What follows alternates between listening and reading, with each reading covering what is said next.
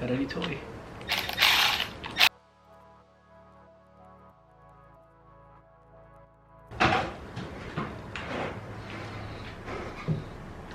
Works good. Impressed. I try to use this more often. It's very nice and compact and handy.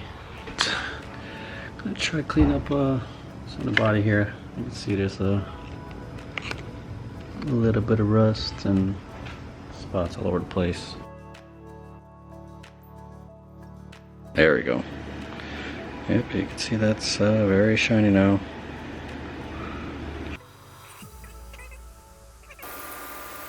You can see there's a little bit of dirt there, kind of dirt around, but yeah, it's pretty darn good. Satisfied.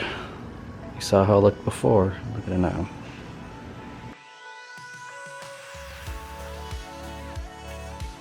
Alright, time to give this car its first bath wash. Kind of hard in here to wash it, so I gotta push it. Kind of push it a little bit already. Pretty heavy, but let's see the best I can do. Watch me struggle.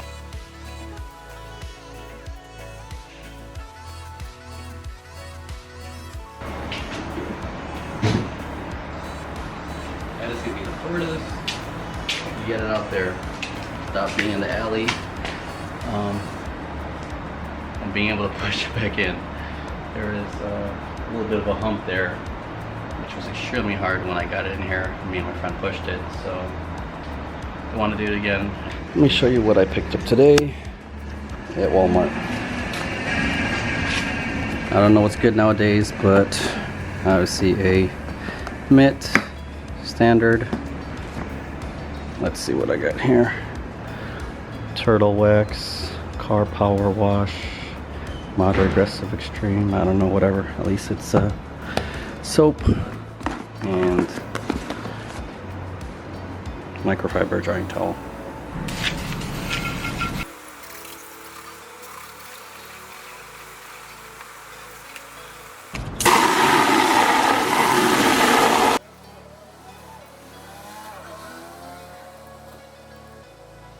This is wash number 1. It is. I'm gonna have to do multiple washes. This was nice and clean. It was pretty. You can still see some stuff there, but definitely way better than I expected. Look at that. Looking good already. All clean. Look at that. Under all that gunk, it's actually decent paint. That was the rust spot that I cleaned up. There we go. Still a little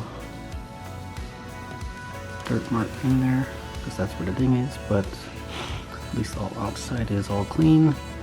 Easy to touch it up. Here goes another one. Yeah, look how shiny it is. That one's perfect. These are other ones I gotta work on. I'll do next. Look at that, finally a front end. Looks like there's a little damage there, but out of my RX-7s, this is hands down the cleanest one. Look at that, there's still some clear coat, some shine to this. Once it gets a nice detailing and some tender loving care, this thing is gonna be clean. I went to a few shops yesterday. JDM importers for JDM engines. One's called JDM Chicago. One's called JDM Engine Chicago. I don't know. They sound like almost exactly alike, and they're actually not that far from each other. So I got a couple of quotes, and they're almost exactly the same at both places, except one of them stocks way more. They have tons of K-series. Oh, check out the spider. Take a look.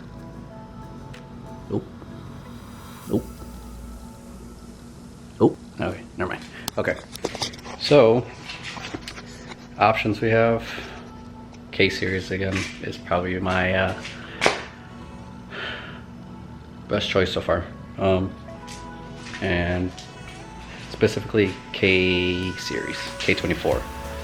There is the regular Accord motor, which is the economy one, hence Accord, which is just a daily commuter car, and the Element, which I have as well. I have an Element.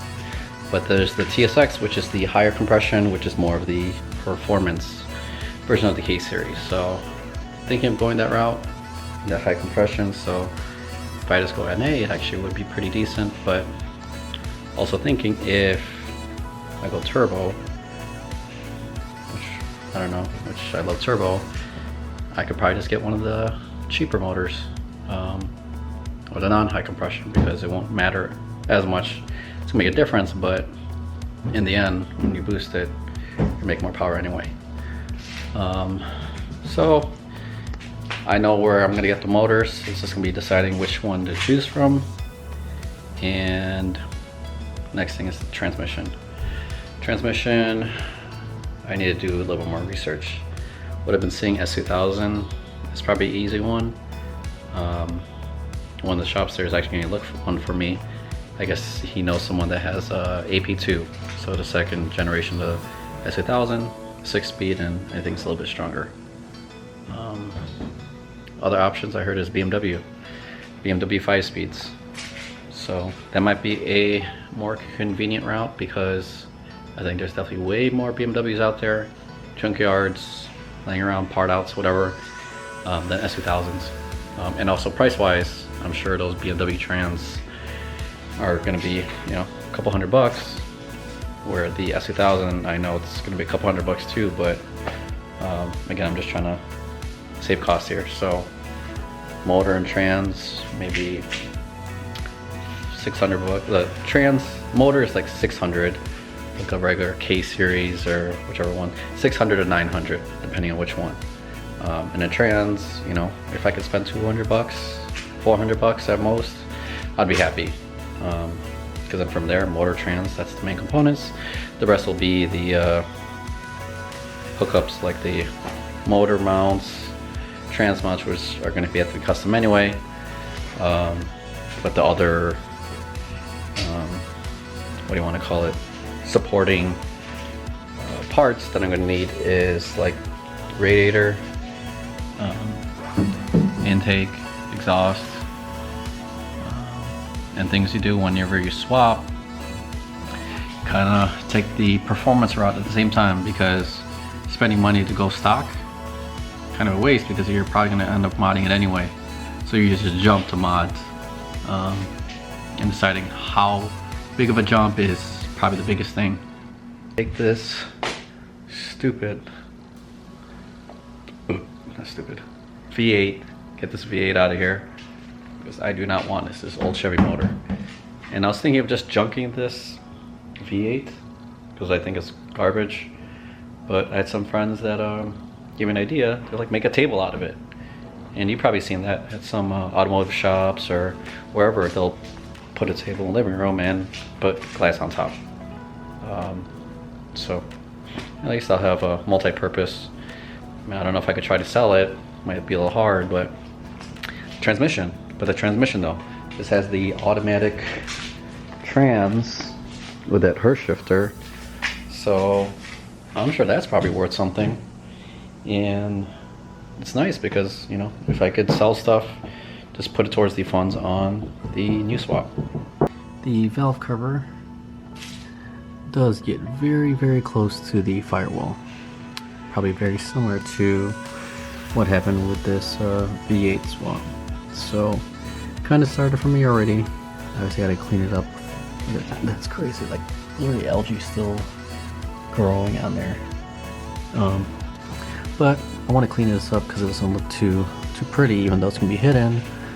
But I guess once I set the motor in place, I'll be able to see what clearance I need to do. Because obviously, less is better. I don't want to just hack stuff up for no reason. Again, waiting on the cherry picker so you get this motor out of here.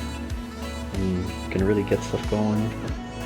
But now, I don't know, just cleaning it up. Cleaning it up. So, I don't know, me cleaning up the car, like the body, that's pretty boring. Again, I gave you a gist of it yesterday, how I did that, so I'm gonna be doing that to the rest of the car. You guys don't really need to see the update of that. You can tell it's clean enough. And this stuff usually didn't bother me before, but now since I have nothing really to do, that gives me something to use my time. Honda Trans feel awesome. So ideally, if I could get Honda Trans, especially that S2000 6-speed, man, that would feel awesome. Again, I just don't know how much the price is going for. Gotta follow up with that guy to see how much he has it. If it's a good price, I should just jump on it. It's looking good. I just want to get it looking good while moving. So get it moving, it's on its own, and feel the breeze in my hair when I'm driving with this top down. I never really thought I'd have a convertible. Never really looked for one, or I don't know, had my eyes on one. And this one kind of just landed on me, so kind of glad that it did. And I think it's gonna be fun. So you'll see the build of this whole thing, and hopefully shouldn't take too long. Projects usually do drag on quite a bit. You know, life gets in the way. Money causes problems, you know, if you can't fund it. So let's just hope for the best and get this thing done.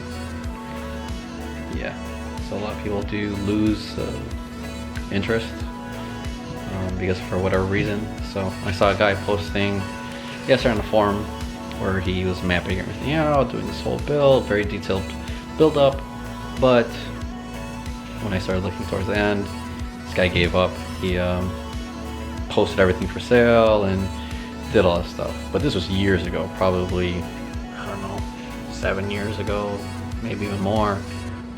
So I commented in the chat, you know, asking for help and seeing if there's something they maybe are selling or whatever. I had one guy reply, and he's local. He's trying to do the swap himself.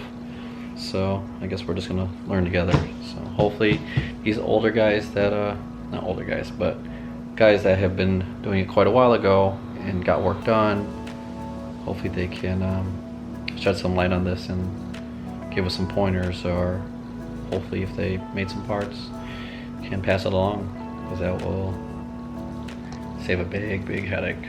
So that's it for today.